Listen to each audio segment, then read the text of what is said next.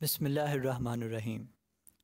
السلام علیکم دوستو، آج ہم اردو غزل کو اس کے تیسرے دور میں دیکھیں گے۔ اس سے پہلے ہم اردو غزل کو قطب شاہی دور اور عادل شاہی دور میں ہم نے دیکھا، اور ان دونوں ادوار کے متعلق 2 ویڈیوز بنائی تھیں جن کا لنک جو ہے وہ ڈسکرپشن میں دیا جا چکا ہے۔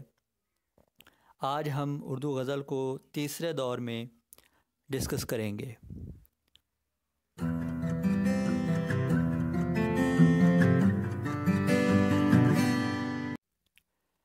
جیسا کہ اس دور کا نام ہے الہام گو شاعروں کا دور، تو اس سے ایک بات تو واضح ہو جاتی ہے کہ اس دور کی جو سب سے بڑی خصوصیت ہے اس دور کی غزل کی اور شاعری کی، وہ الہام گوئی ہے۔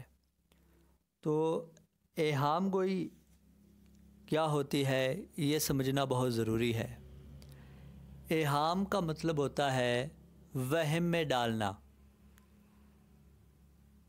وہم میں کیسے ڈالا جاتا ہے؟ شاعر جو ہے وہ اپنے اشعار میں ایسے الفاظ یا شعر میں کم از کم ایک ایسا لفظ استعمال کرتا ہے، ایسے الفاظ کا استعمال ہوتا ہے، ایک ایسے لفظ کا استعمال ہوتا ہے جس کے 2 معنی ہوتے ہیں۔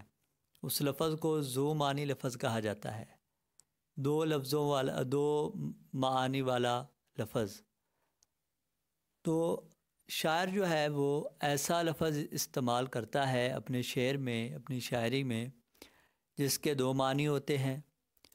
ایک معنی جو ہے وہ قریب کا ہوتا ہے اور دوسرا معنی دور کا ہوتا ہے۔ قریب کا معنی سے مراد یہ ہے کہ جب ہم وہ شعر سنتے ہیں یا وہ لفظ ہم سنتے ہیں اس شعر کے اندر، تو ہم فوراً ایک مطلب نکال لیتے ہیں۔ تو ایک بڑا واضح مطلب ہوتا ہے جو فوراً ہر ایک کی سمجھ میں آ جاتا ہے، وہ قریب کا معنی ہوتا ہے۔ اور دور کے معنی سے مراد یہ ہے کہ جب ہم اس میں تھوڑا سا غور و فکر کرتے ہیں اور اس کو ہم سمجھتے ہیں، تب ہمیں سمجھ لگتی ہے کہ اس کا جو اصل معنی تو کچھ اور تھا۔ تو وہ جو اصل معنی وہ دور کا اس لیے ہے کیونکہ اس تک پہنچنے کے لیے تھوڑی سی تگ و دو کرنی پڑتی ہے، تھوڑی سی محنت کرنی پڑتی ہے۔ تو ایسے لفظ کا استعمال جو ہے وہ شاعری میں ہوتا ہے۔ مثال کے طور پر مومن خواہ مومن کا یہ شعر دیکھیے۔ وہ کہتے ہیں کہ شب جو مسجد میں جا پھنسے مومن، رات کاٹی خدا خدا کر کے۔ اب اس شعر میں 2 جو ہے وہ ذو معنی الفاظ آ رہے ہیں۔ پہلا آ رہا ہے مومن۔ مومن جو ہے یہ ذو معنی لفظ ہے۔ ذو معنی یعنی اس کے 2 معنی ہیں۔ ایک اس کا مطلب یہ ہے مومن سے مراد ایمان والا، اور دوسرا اس کا مطلب ہے مومن شاعر کا نام، شاعر کا تخلص۔ مومن خواہ مومن شاعر ہے، اس کا تخلص ہے مومن۔ تو مومن کے 2 معنی ہو گئے۔ مومن ایک بندے کا نام بھی مومن ہے، اور مومن سے مراد ایمان والا، ٹھیک ہے۔ دوسرے مصرے کے آخر میں ہم دیکھیں رات کاٹی خدا خدا کر کے۔ اب خدا خدا کر کے جو ہے یہ ویسے تو یہ ایک محاورہ ہے جو اس نے استعمال کیا ہے۔ اچھا، اب بظاہر جب ہم یہ سنتے ہیں تو اس کا مطلب یہ ہے کہ بھئی عبادت کی ہے، خدا خدا کی، خدا خدا کرنا یعنی عبادت کرنا۔ لیکن اس کا اصل مطلب ہوتا ہے کہ بڑی مشکل سے جو ہے وہ وقت گزارنا، یا بڑی مشکل میں جو ہے وہ آپ نے کوئی کام کیا تو اس کو کہتے ہیں۔ تو اب 2 معنی اس میں آ رہے ہیں۔ اب اس شعر کے بھی 2 معنی بن رہا ہے۔ ایک معنی تو یہ بن رہا ہے کہ رات کو مومن جو تھے وہ مسجد میں گئے، چونکہ وہ مومن تھے، ایمان والے تھے، مسجد میں چلے گئے اور ساری رات جو ہے وہ اللہ کی عبادت کرتے رہے۔ تو ایک تو اس کا یہ معنی ہے۔ یہ ایک قریب کا معنی ہے۔ قریب کا معنی اس لیے کیونکہ یہ فوراً سمجھ میں آ رہا ہے۔ یہ شعر سنا اور فٹاک سے ایک معنی ہمارے ذہن میں آ گیا کہ بھائی اس کا یہ مطلب ہے۔ لیکن اگر ہم تھوڑا سا غور کریں تو پتہ چلتا ہے کہ مومن خواہ مومن جو ہیں وہ کہہ رہے ہیں کہ میں رات کو مسجد میں چلا گیا، یا مجھے گھسیٹ کے لے جایا گیا، یا کسی طرح میں پھنس گیا وہاں جا کے۔ تو ہوا کیا کہ بھئی بڑی مشکل سے رات گزاری میں نے، مسجد میں میرا دل ہی نہیں لگا، بڑی مشکل سے وہاں رات گزاری اور جو ہے وہاں سے چلتا بنا۔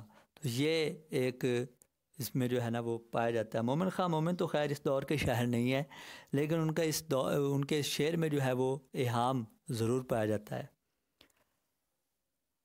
اب دیکھتے ہیں اس دور کی خصوصیات۔ پہلی خصوصیت تو آپ کے سامنے ہے ایہام گوئی۔ اس دور کے جو شاعر ہیں انہوں نے ایہام گوئی کا بڑا استعمال کیا ہے، یہ پہلی خصوصیت ہے۔ اس کے بعد دوسرا جو اس میں پوائنٹ آتا ہے وہ ہے تصنع کا دور۔ تصنع یا تصنع یہ کیا ہوتا ہے؟ آرٹیفیشل، جس کو ہم انگلش میں کہتے ہیں۔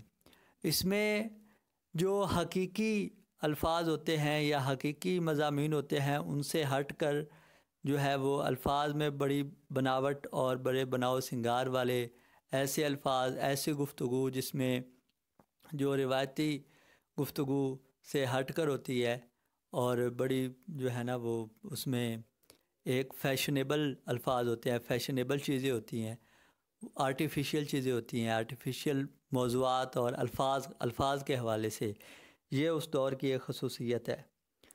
اس کے بعد یہ دیکھیں کہ چونکہ مغلیہ حکومت جو ہے وہ اس دور میں زوال کا شکار تھی اور بادشاہ سے لے کر عام آدمی تک سب جو تھے وہ اخلاقی برائیوں میں ملوث تھے، اور یہی چیز جو ہے یہ غزل میں بھی آ گئی۔ غزل کے اندر جو ہے وہ کچھ غیر اخلاقی یعنی چیزیں، موضوعات اور غیر اخلاقی قسم کے مضامین، غیر اخلاقی قسم کے الفاظ جو ہے وہ استعمال کیے جانے لگے۔ چونکہ یہ بڑا گہرا معاشرے کا جو ہوتا ہے، معاشرے کے ساتھ تعلق بڑا گہرا ہوتا ہے شاعری کا، تو معاشرے کے حالات جو ہوتے ہیں، معاشرے کے اثرات جو ہوتے ہیں وہ شاعری پہ بھی پڑتے ہیں، تو اس لیے اس دور کی غزل پر بھی اس قسم کے اثرات مرتب تھے۔ ایک اور چیز جو اس دور میں ہوئی وہ بہت بہترین چیز تھی، وہ یہ تھی کہ نئے نئے الفاظ کی تلاش اور اس کا استعمال کیا گیا۔ چونکہ ایہام گوئی کے لیے الفاظ کا ہونا بہت ضروری تھا، اور الفاظ بھی وہ جو ذو معنی ہو، تو اس کے لیے جتنے شاعر تھے انہوں نے نئے نئے الفاظ ڈھونڈے، نئے نئی چیزیں تلاش کی، اور نئے نئے الفاظ تلاش کر کے انہیں اپنی شاعری میں استعمال کیا۔ تو اس طرح سے اس دور کی شاعری کے اندر نئے الفاظ کا جو ایک ذخیرہ ہے وہ پایا جاتا ہے، جو ایک بڑی زبردست جو ہے وہ چیز ہوئی اس دور کی شاعری میں۔ یہ ہے اردو غزل کا تیسرا دور، ایہام گو شعراء کا دور۔ اگلے لیکچر میں انشاءاللہ ہم دیکھیں گے اردو غزل کا جو چوتھا دور ہے، میر اور سودا کا دور، اس کے حوالے سے۔ اس وقت تک کے لیے اللہ حافظ۔